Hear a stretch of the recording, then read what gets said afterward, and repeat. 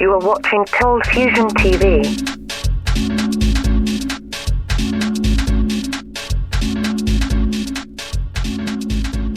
Hi, welcome to another Cold Fusion video. So last week I took to Twitter to ask people what they wanted to see in terms of shorter format videos. One of the topics that came up was Apple's first sales decline since 2003. So why are Apple's sales falling? In this video, we'll find out. Last month, Apple reported its first year-over-year drop in iPhone sales in its history. Apple Inc. has posted its first ever decline in iPhone sales and first revenue drop in more than a decade as the company, credited with inventing the smartphone, struggles with an increasingly saturated market. A 16% drop when compared to the first quarter of 2015 and a 32% drop when compared to the last quarter of 2015. Here's a chart breakdown of Apple's total revenue structure. iPhones are so crucial to Apple's business that this drop cost them 13% of their entire revenue. Despite all of this, Apple still managed to sell 51 million phones this quarter, second only to Samsung's 81 million. Before we get into the reasons for the decline, I wanted to get a feel of what people thought about Apple currently, so I went out and asked a few of my friends.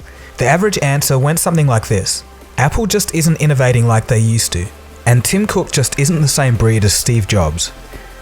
I totally agree with all of this, and I would add that the smartphone competition from Android is stronger than it's ever been, so for Apple to sit still is a little risky at the moment. It doesn't look like there is anything that would drive significant growth for Apple from here as they've been behaving. Now, if they came out with a breakthrough product or price, then you might see a change, particularly if it's different than the other smartphone makers in this market. But absent that kind of innovation in price or features, I think we're in a much more gradual and uncertain market. That being said, one of my friends did say something very interesting. This friend told me that he thought Apple wasn't stupid enough to let the world just pass them by, and that they were secretly sinking millions of dollars of R&D to surprise us all with a revolutionary product in the next 2 to 5 years. And as it turns out, he's not alone in those views. Doesn't seem like it's going to come in iPads, which are in a serious decline. It doesn't seem like it's going to come in Macs, which also declined. So if you want the kind of growth that Apple investors are used to, they're going to need something else. We've been talking about a TV for years. That seems like it was kicked to the back burner. Possibly a car. There was another really interesting moment on the earnings call where one of the analysts asked about virtual reality. And Tim Cook, of course, isn't going to reveal anything, but he kind of hinted that, yeah, this is pretty important. So maybe VR is where they're going to go, and maybe they will use a chunk of that money to push ahead of their competitors. As interesting as this theory may be, it still doesn't help the fact that Apple's sales have fallen. So why is this happening? The major reasons are as follows. Number 1, underlying global deflation. I'll try my best to explain this one. Deflation is an economic term that basically means the reduction of money supply, usually resulting in falling prices. Deflation is natural and isn't inherently bad, but according to some economists like Peter Schiff, Jim Rickards, David Stockman, and Mike Maloney, who I recently just had a chat with, by the way, according to these economists, central banks have tried to fight deflation since the 2008 crash by providing trillions of dollars worth of cheap, low-interest credit. Instead of this credit going to productive use, it's actually been allocated wrongly or put towards bad investments that don't help the real economy. This causes market distortions that are only just now starting to reverse, and economies are just left with too much private, household, and corporate debt.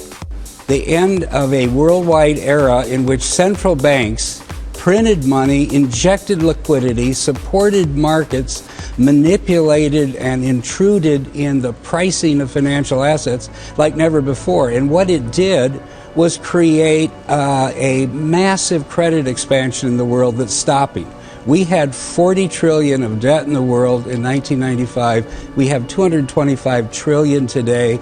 Everywhere is at peak debt. Since there's so much debt saturation, it all has to start being paid off. Because of this, there's less spending overall in the economy, and a deflationary cycle begins. So what is this deflationary cycle? There's less spending throughout the economy, which means job cuts. The people who lose their jobs are going to spend less, And this eventually means less profits for the companies that rely on consumer spending, which means even more job cuts. And it continues. This is a macroeconomic force and affects all companies, not just Apple. Just take a look at Intel laying off 12,000 jobs, and other companies like HP, IBM, and Macy's. This is all out of Apple's control, but is probably the biggest reason for the decrease in sales, in my opinion. The second reason for the fall of Apple's sales is market saturation of the smartphone segment. In Western markets, about 60 to 80% of those who want a smartphone have one. And even China, a once large engine of iPhone growth, is seeing market saturation and slowdown. Overall, it's already at a point where a 1 or 2 year old smartphone is good enough for someone who just wants to shoot some casual pictures, use social media, text, and chat. The only real places remaining for smartphone market growth are the emerging markets, but this is where Android is king at the moment. Google is working hard to provide capable smartphones at an affordable price with efforts like Android One.